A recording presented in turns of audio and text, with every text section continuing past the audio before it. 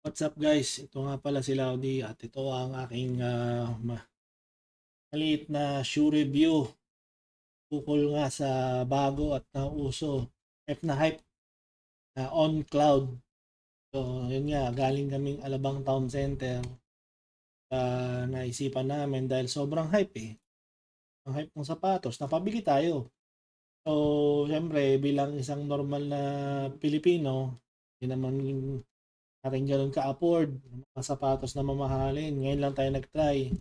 So, ngayon, i-review natin. Siyempre, hindi to performance review, unboxing review lang. Yung immediate thoughts natin at ano yung mga komento at kumbaga, kung sulit nga ba? Kung ano, nasuot ko naman na siya sa store. So, pero yeah, let's proceed to the unboxing video. So, ito nga, diba? Ito nga pala yung kung nakikita nyo, on Cloud Monster Hyper size 13 yan. Size pa natin, sobrang laki. Okay. At yun nga, unbox na natin, boss. Pala yung box niya. For the price, medyo mahal siya. And nag-expect ako ng premium unboxing experience. Premium store assistance. Siyempre, bibili mo siya sa ATC may cloud on store. Medyo mid yung experience, service at saka nung serbisyo sa amin. It felt like the people who were there were not as experienced when it comes to running or the technicalities of the shoes. Because yung pina-explain namin sa kanila, ano ba maganda dito? Pang size ko, pang mataba, or nung pang kay Cindy, yung pang runner na nagbi-beginner. Medyo hindi nila na-explain na mabuti yon. Lagi lang na kami dinidirect dun sa premium shoes nila, yung may mamahalin, yung tig 15,000. At na differentiate lang nila dun sa everydays, saka dun sa running shoes. Other than that, yung specifics ng technology ng shoe, what makes the shoe different from the others, hindi nila masyadong na-explain yun sa amin. At yun lang, medyo siguro if, dahil medyo premium brand naman siya, I would suggest, them hiring people who are experienced in running. Hindi ko alam kung paano masasweldohan yung mga tao yan. Medyo baka, diba? Pero anyways, I just, felt the need for them to explain it better. Since wala naman ganong karaming tao nung panahon na yun. So, ito nga pala yung box. So, medyo, siguro, recycled material. Man, ganda. Tingnan natin, boss. Oh! Lapiton. Ito nga pala yung colorway na napili natin. Kita nyo naman. Tayo ba guys? Tingin nyo ba maganda?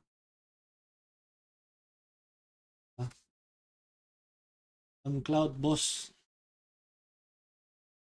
Ayan, nandyan yung Swiss branding daw. Ayan, Swiss flag. Siyempre, sinama natin to. Anyways, okay naman siya. Nung sinuot ko siya, bakit ito pinili ko versus the other shoes out there? Unang-una, gusto ko yung makapal yung ano niya, yung foam sa ilalim. Medyo mataba tayo, boss. Siyempre. So, kailangan natin ng impact protection. Siyempre, pag natakbo tayo, siyempre, jogging tayo para pumayat. Gusto ko yung medyo may impact protection dahil sa injury nga ako sa kabilang tuhod. Gusto kong less yung damage sa tuhod ko pag natakbo ko. So, sabi nila, ito daw yung maganda doon. Daw mabigat ako at yung cushioning daw niya sa harapan, maganda daw.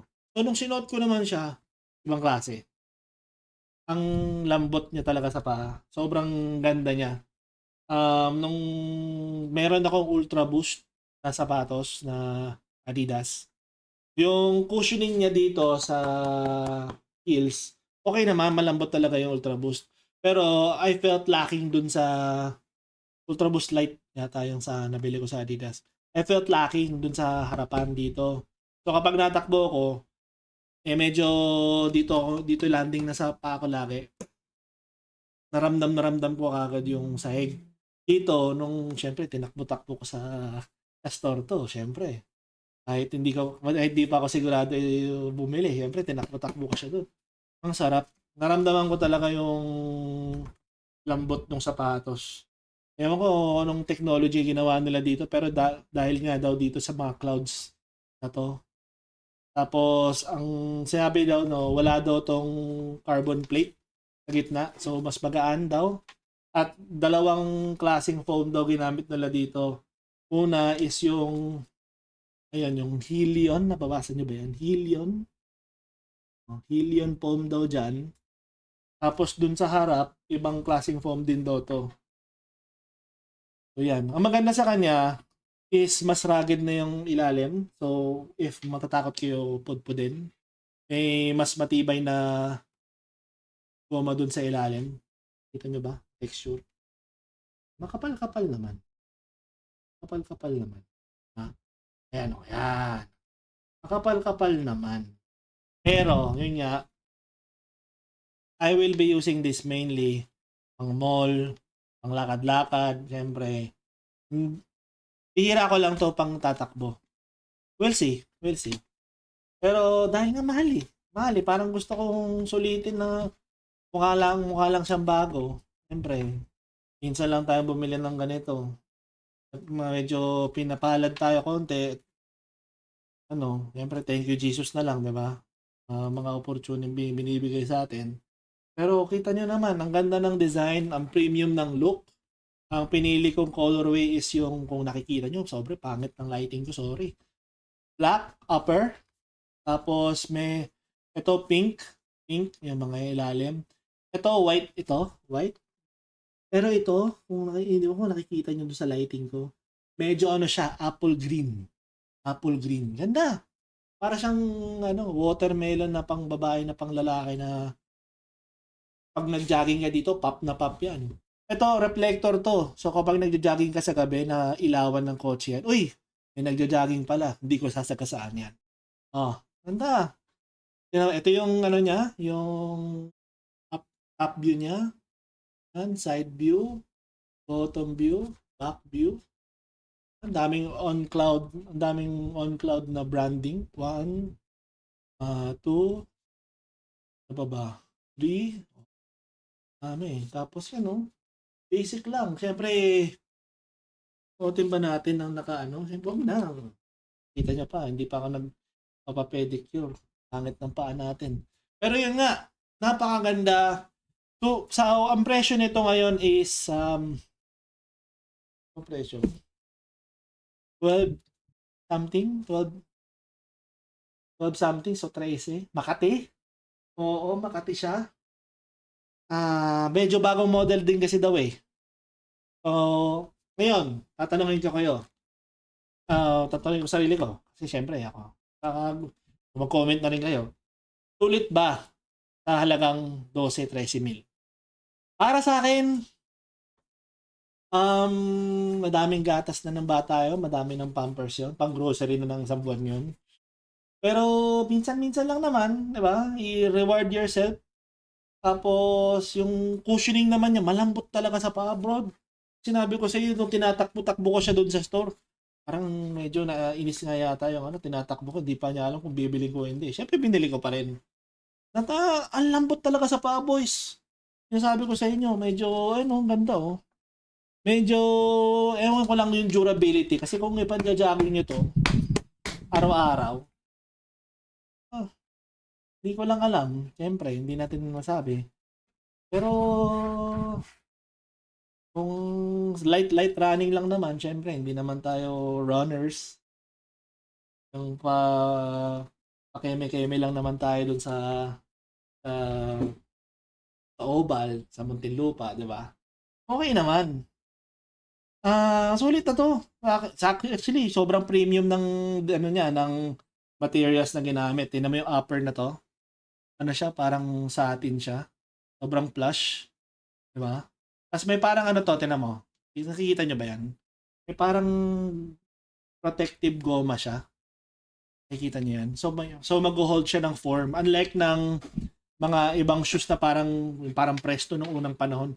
Na kapag lumulubog yan, tapos ito na lang yung nakaangat. Meron siyang panghulma. May panghulma siya. So maganda pa rin yung form niya.